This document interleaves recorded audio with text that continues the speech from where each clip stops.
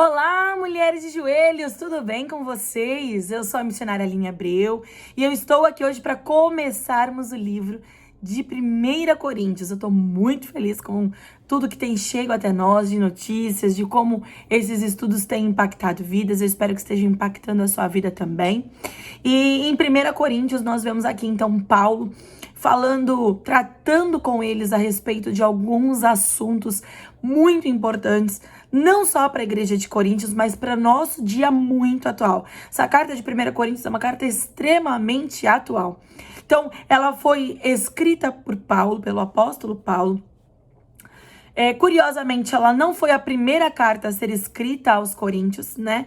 Teve uma carta antes que tratava de cunho mais sexual, das questões sexuais, porque estava tendo muita imoralidade, mas essa carta ela acabou se perdendo, né? Então nós vemos essa 1 Coríntios sendo a segunda carta, mas é a primeira porque essa carta é a primeira que nós conseguimos manter viva até hoje. E aqui ele trata, dentro da carta de 1 Coríntios, ele vai tratar de muitos assuntos até aleatórios, né? Ele vai falar aqui de divisões na igreja, ele vai falar também de dons espirituais, ele vai falar de ceia, mas ainda que Paulo esteja tratando de vários temas, ele não faz isso de maneira desconexa, ele faz isso de uma maneira muito certinha, muito organizada, um assunto vai linkando com o outro e você vai poder acompanhar isso através desses estudos que nós vamos fazer aqui durante esses 16 dias, amém?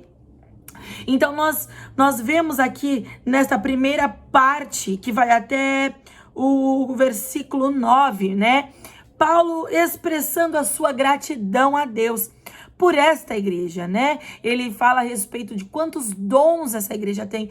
Era uma igreja que expressava todos os dons do Senhor, do Espírito Santo do Senhor, né? Era uma igreja que ela tinha esses dons fluentes ali, eles estavam fluindo naquele lugar. E a partir do versículo 9, ele começa então a tratar das divisões que estavam havendo ali nessa igreja, né? Então, no primeiro texto aqui sobre a gratidão, Paulo chama essa igreja de santa, uma igreja de santificada. E essa palavra, ela não dá uma conotação de perfeição, mas ela dá uma conotação daquele que foi perdoado, aquele povo que foi perdoado, foi agraciado com o perdão do Senhor e com isso recebeu uma capacitação para o serviço de Deus. Então, todos os que são santos, são separados, eles são separados para o serviço de Deus, justamente porque receberam esta capacitação e o perdão por todos os pecados que já havia sido cometido. O que é passado ficou para trás, a partir de agora o santo é separado, ele ganha uma nova roupagem, essa roupagem de capacitação para o serviço, e ele também ganha o perdão dos seus pecados. Olha que coisa mais maravilhosa, né? Se você já aceitou o Senhor como Senhor e Salvador, você ganhou também esta capacitação para cumprir o serviço do Senhor. Você tem um chamado e a capacitação já está sobre a sua vida, em nome de Jesus. A partir então aqui do 10, quando ele começa a tratar sobre essa questão das divisões, ele está falando sobre a questão de estarem unidos em um único pensamento, né? Eles estarem unidos. E interessante que ele fala assim: eu suplico a todos vocês que concordem um com os outros no que falam, que o pensamento de vocês esteja unido em um único pensamento. Por quê? Porque isso evita divisões na igreja.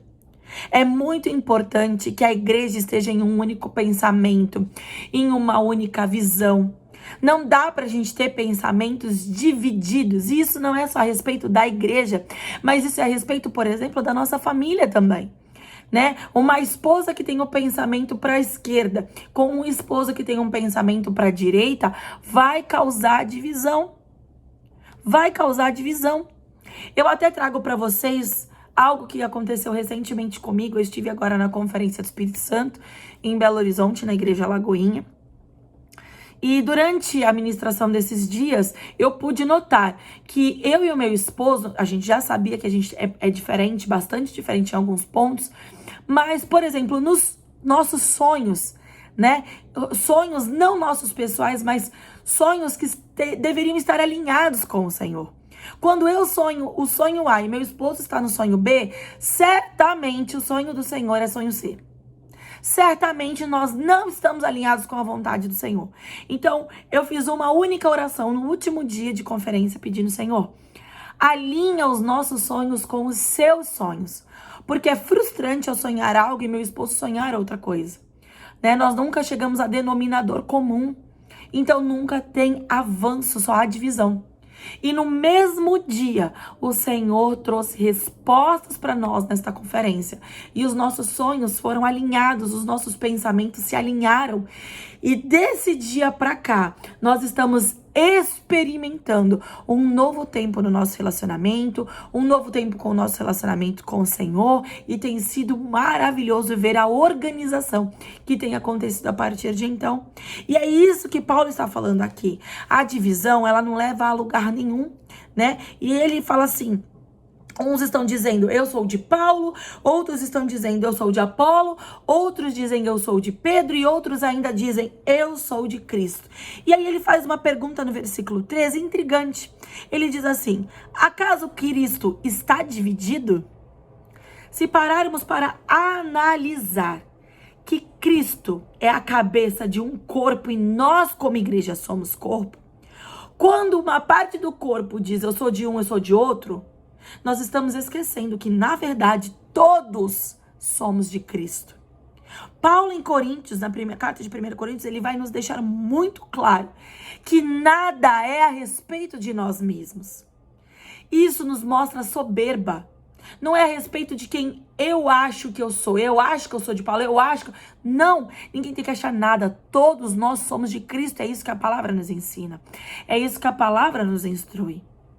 Nós precisamos ser humildes. Quando Paulo está colocando ele no meio desse balaio, porque ele podia falar, os que dizem que são de Paulo estão corretos, o restante está tudo errado. Não, ele é humilde. A humildade não é pensar menos de si mesmo, mas é pensar menos em si mesmo. Paulo não estava pensando nele, ele estava pensando no corpo de Cristo, em Cristo, na igreja. E então ele mostra essa humildade, porque ninguém pode levar crédito pela obra que Cristo cumpriu. Eu não posso trazer crédito de Mulheres de Joelhos para mim, porque essa obra não é minha. Essa obra é de Deus, essa obra é de Cristo. Eu sou somente a fundadora. Eu sou somente a terra onde Ele plantou a semente. Mas quem dá o crescimento é Ele. A obra é feita por Ele, através dEle e para Ele. Vocês conseguem compreender a magnitude do que Paulo está querendo dizer para esta igreja? Né? Nós precisamos ser maduros para entender que não é sobre nós. Assim como nós vemos João Batista. Quando perguntam para ele, você já é o Cristo? Ele diz, não, eu estou só preparando o caminho para ele. Ele sabia quem ele era. Nós precisamos saber quem somos, para não deixarmos a soberba tomar conta de nós, mas sermos humildes o suficiente. Amém? Nós precisamos saber que Cristo é o cabeça, a obra foi dele, a glória é dele, e nós somos um corpo que não pode estar dividido. Todos têm que estar alinhados com o cabeça. Amém? Paulo reconhece que ele também prega com sabedoria divina. Ele está dizendo para vocês, eu não estou vindo com sabedoria humana. Querendo dizer, na questão de retórica, de persuasão. Ele está querendo dizer, eu não estou usando com vocês algo para persuadir, para vocês fazerem o que eu quero. Eu estou vindo com vocês com sabedoria divina para fazer o que Ele quer. É uma obra de redenção, de graça. E Ele reconhece isso. Pois na nossa sabedoria, Paulo vai dizer para mim e para você que nós acabamos esvaziando a cruz. Nós esvaziamos a obra da cruz. Nós esvaziamos porque a nossa sabedoria, ela não é completa. A nossa sabedoria nunca vai conseguir mostrar realmente, verdadeiramente a obra da cruz. Nós precisamos de revelações divinas, sabedoria divinas, dons divinos. Nós só podemos falar do que é sobrenatural através do que é divino. através do que é humano, nós falamos somente de coisas terrenas. Amém? Deus não escolhe os autossuficientes, os bons, os perfeitos, para que ninguém se glorie a si mesmo, pois a glória é dele. E isso nós vamos ler juntos lá no final do capítulo, que diz assim, a partir do verso 20. Irmãos, pensem no que vocês eram quando foram chamados, ou seja, traga a memória de onde Deus tirou vocês. Poucos eram sábios segundo os padrões humanos. Poucos eram poderosos, poucos eram de nobre nascimento. Mas Deus escolheu o que para este mundo é loucura. E Ele escolheu para envergonhar os sábios, aqueles que acham que são bons, aqueles que acham que são autossuficientes neles mesmos. São envergonhados pela sabedoria do Senhor, quando Ele escolhe aqueles que reconhecem a sua fraqueza diante do Senhor. Para envergonhar os sábios, Ele escolheu o que para o mundo é fraqueza, para envergonhar o que é forte. Ele escolheu o que para o mundo é insignificante, desprezado e o que nada é, para reduzir a nada o que é, a fim de que ninguém se vanglorie diante dele. Olha que forte! Nós não temos por que nos vangloriar. Nós precisamos nos lembrar sempre de onde viemos, de onde fomos tirados e entender que só chegamos até aqui porque o poder dele se aperfeiçoa na nossa fraqueza.